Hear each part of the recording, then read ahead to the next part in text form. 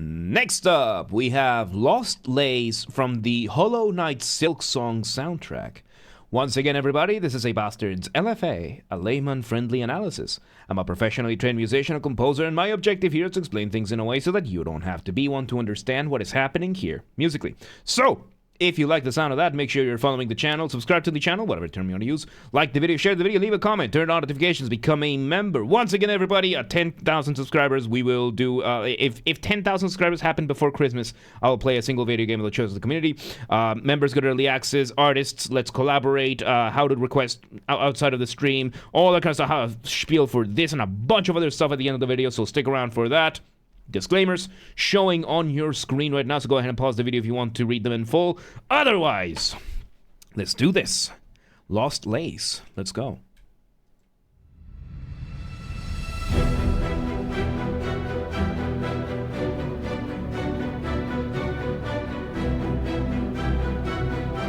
Okay, so we start with a beautiful orchestral arrangement that Christopher Larkin always makes. We start with, of course, our string orchestra doing what the string orchestra will do. We have the bossy, which the bossy is going to be your cellos, plus your double basses. Let me bring a picture of an orchestra, right? Because this was going to be necessary. So here is the NEC Philharmonic image that we always use. So you can see the violins, the violas, the violoncellos. These are the bigger ones. The biggest ones are the double basses. So the bossy is the double basses and the cellos, the two biggest ones playing the same exact thing. So we're having that happening. They're giving us this very, very cool pacing, right? Establishing our tempo, establishing the beat. Tempo, by the way, tempo is just the beat. That's just the beat or the metronome. It can be that or the, most likely the BPM, which would be beats per minute. Nowadays, we use metronomes for that. Back in the day, you would have tempo markings that would be entirely based on feeling. So, we're having that, and then we are having the violins and the violas giving us a little bit of arpeggios, arpeggio, with what could be our initial motif being the smallest version of your musical idea, the essence from which everything else comes from. It could be that, or it could be our accompaniment. Accompaniment is the backing band, whatever is not taking the spotlight, and then the rest would be the motif. Arpeggio is when you play a chord one note at a time. So let's say, for example, we have over here A minor, and here it is arpeggiated. Simple as, right? So we're having that, and I did hear some woodwinds, maybe the clarinets. Let me close this image. Maybe the clarinets, which is these ones over here, doing a little bit of doubling. Doubling being when you have more than one instrument playing the same thing at the same time with the strings. Let's hear a bit more. Let's see where it goes. No, those are oboes. There we go.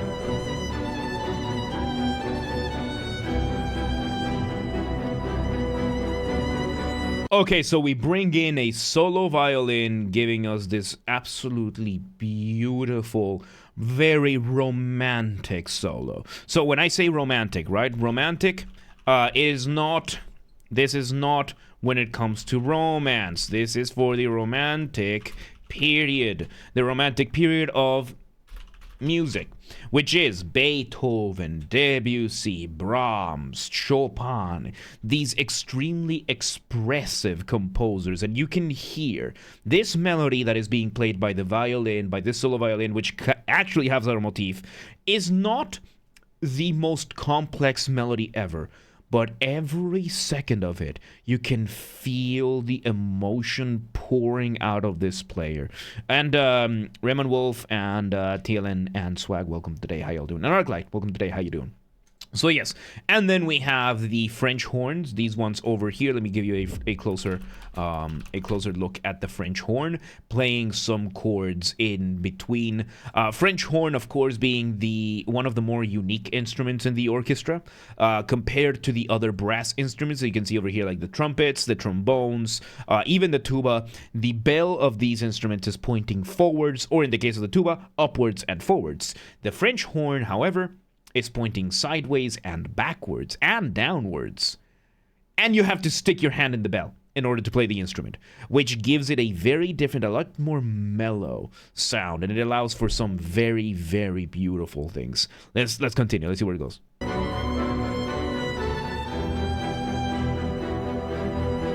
You can hear the chords there, the French horns in that accompaniment. You can hear them more clearly now. So yes, we're having the violin interacting now with a solo French horn, giving us this very beautiful sound. In the meantime, the string orchestra, the rest of the string orchestra is taking is being more of an accompaniment. They're still playing some of the initial ideas that we had here at the beginning, but right now it is very evident that it's this solo violin, this French horn, that are really carrying everything. Let's see where it goes.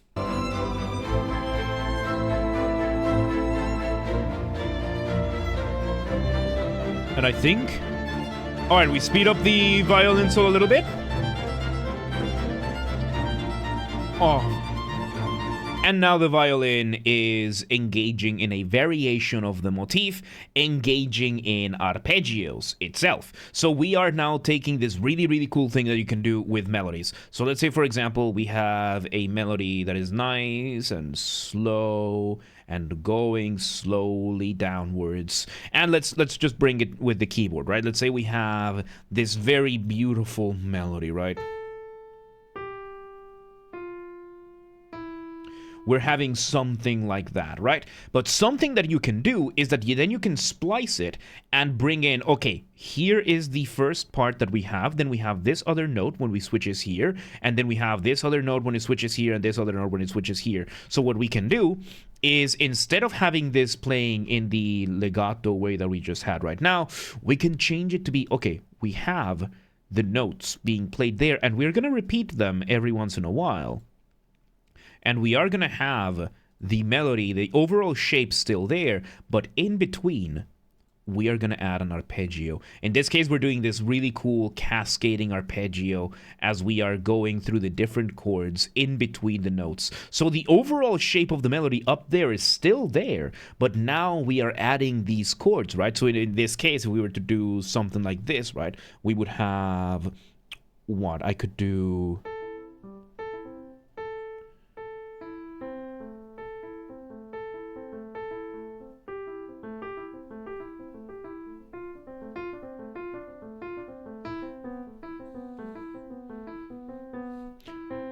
So yes, this is just entirely out of,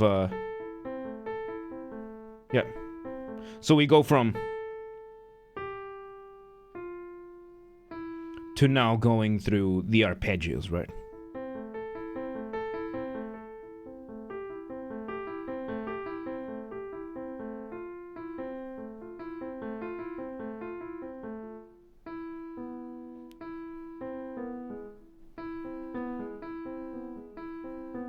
I'm just trying to pull this off of the top of my head, right? So we have this new idea here, but the overall melody is still there. We're just repeating the notes every once in a while, and we're putting some arpeggios in between. So it speeds up the pacing of the notes that are being played, but it keeps at the same time the overall same idea. This is very beautiful. Let's see where it goes.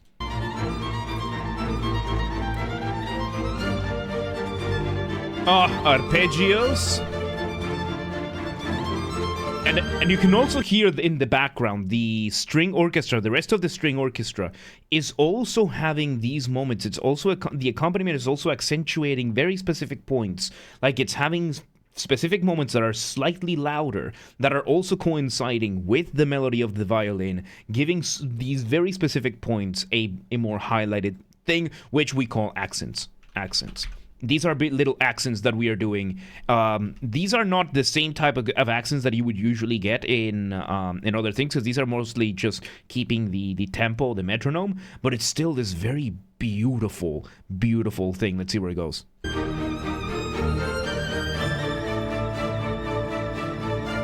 Cadence. Beautiful cadence. We have a...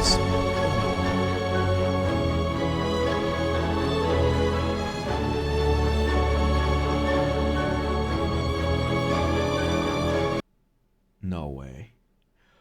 Oh my god, that is... Okay, I need to check something real quick. This is not the one. Yes. So now we bring... Oh my god. We have a quick moment. We have a cymbal.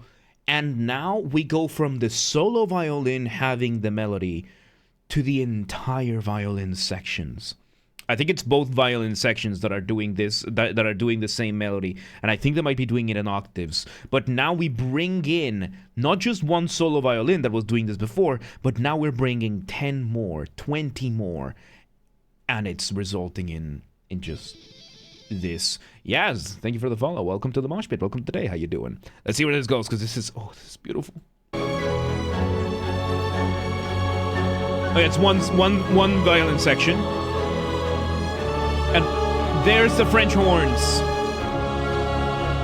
Bring in, and we have a chorus. We have a chorus as well. Oh my god, we have a chorus going on as well, singing some of those chords. So a chorus, which is usually for a chorale, chorus is going to be a group of people that are going to be singing everybody together. Usually we divide them into four parts, SATB. That stands for soprano, alto, tenor, and bass.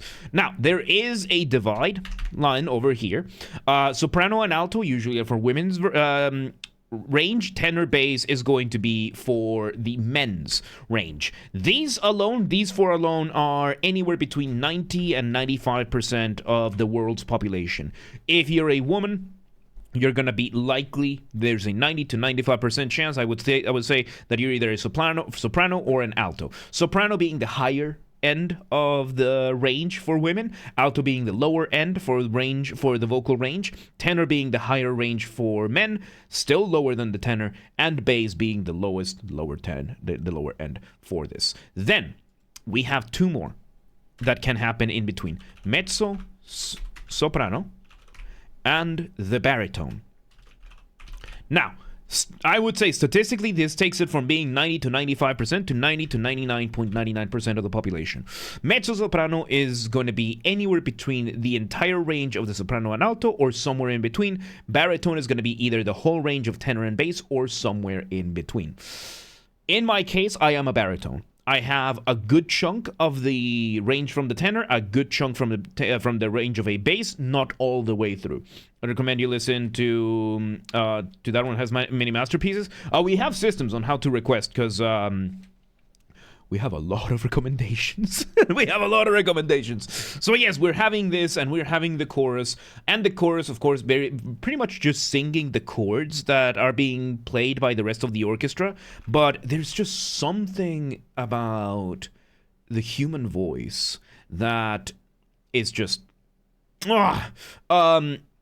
Okay, so we have three main ways to request. The main one is through the live queue, so through the live stream, which I will explain. Basically, you do need points for that. So for that, you do need to watch the stream. The second one is through the offline queue. That one we have that's the one on Discord. So you go to the Discord, you go to the designated channel, you follow the instructions there, and the song ends up being in what we call the offline queue. At the time of recording, we have 1,221 songs in the offline queue. Yeah, do not let the 122, the number 22 fool you over here. Row number 1 is for these ones, right?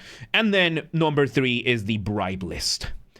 Pay to win, basically. So, oh yeah, we have a long queue, but the live queue we pick at random to give everybody a fair shot. So yes, we're now having this, so back at this, right? We're having this beautiful moment of the melody going. We're having some variations there to add a little bit more cadence, and make a YouTube short about the request system for this. That's a good idea. That's a good idea. That's a good idea. I'm gonna ask Zelnick. We're gonna have we have this this going on, and I wanted to talk about another concept over here: cadence.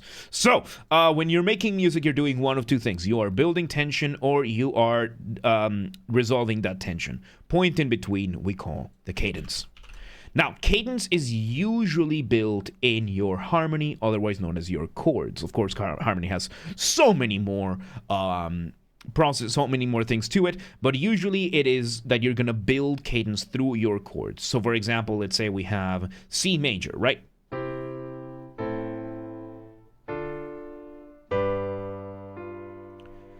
This is the moment of cadence, and then you resolve it, right? We have that, and there are so many other ways to do it, and we are just building more cadences with these. We had a brief moment in the melody there that we had this. Let's see where this goes. There's the French horns as well. Ooh.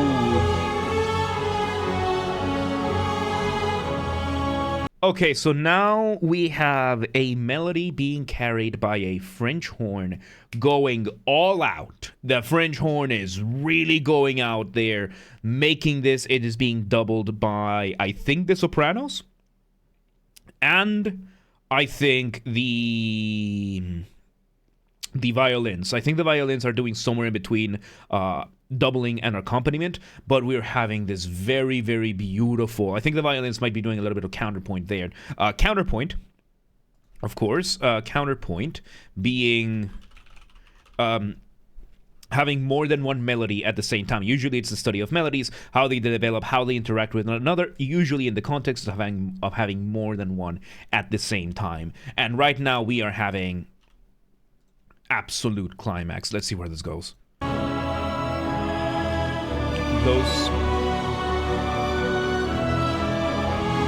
Oh, it's the violins with the, I think it's the flutes as well. The violins are doubling with the flutes, giving us a little bit of a counterpoint. Then we have the French horns with the chorus, and then we have the rest of the background of the accompaniment still giving us that very beautiful feeling altogether. This is insane. Let's see what it is. And we modulate. We're letting those... Oh my god, you can hear the French horns playing those just absolute chords that are being played, and they're playing them with a timpani. The timpani being these drums that you see up here. Let me give you a better picture. Timpani.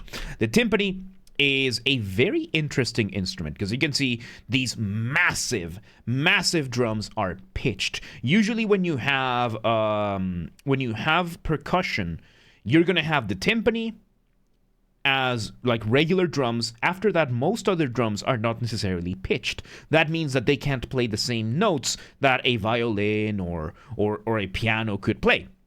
After that, the other instruments, the other percussions that are pitched are going to be mallet instruments, marimbas, xylophones, that kind of stuff. So the timpani, these are big bass drums that have pitch, which means you can have a timpani play. You can have the timpani play those notes, and it has a very specific sound that it just... Hang on, I think I have I do have a timpani sample over here. So here we have the timpani, right?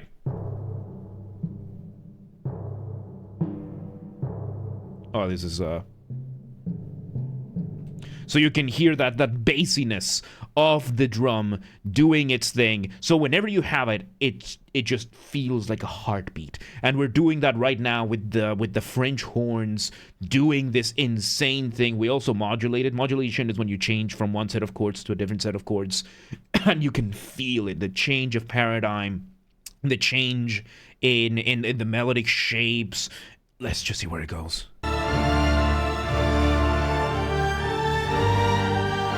Now we have the chorus being doubled by the violins as well. Oh, beautiful. Oh, we bring in the trumpets as well, giving us a little bit of extra counterpoint. completely building up for that absolute cadence. We hold and we finish this with a half cadence. We build up to that absolute point of resolution, and we do not resolve it. This is what is known as a half cadence. I explained cadence, now a half cadence. Exactly what just happened here. You build that tension, you build that cadence, and you proceed to not resolve it.